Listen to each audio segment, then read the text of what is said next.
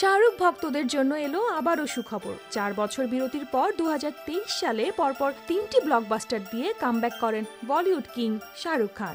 দীর্ঘদিনের বিরতির পর রূপালী পর্দায় ফিরে দর্শকদের উপহার দেন ডাঙ্কি, জওয়ান ও পাঠান। এরপর কিছু সময়ের বিরতি। এখন বড় ছেলে আরিয়ানকে নিয়ে নিজেদের প্রোডাকশন হাউসে মন দিয়েছেন কিং খান।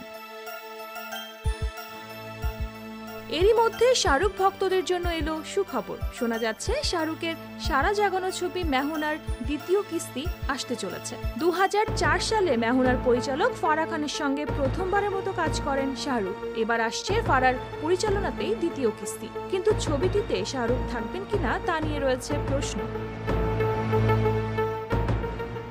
মেহুনার দ্বিতীয় কিস্তি হবে ফারাহর কামব্যাক প্রজেক্ট। আবার মেহুনা ছবিটির প্রথম কিস্তি ছিল শাহরুখ খান এবং গৌরী খানের রেড চিলিজ এন্টারটেইনমেন্টের অধীনে প্রযোজিত প্রথম ছবি।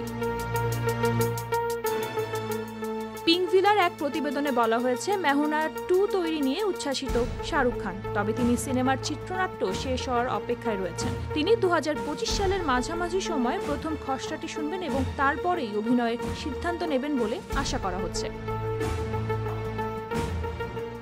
মেহুনা ছবিতে শাহরুখের চার্মিং, রোমান্টিক মেজাজ, অ্যাকশন সব করে তুলেছিল সুপারহিট। ছবিটির বাণিজ্যিক সাফল্যও ছিল আকাশ ছোঁয়া। এরপর ফারাহর সঙ্গে পরপর কয়েকটি ছবিতে কাজ করেন শাহরুখ খান।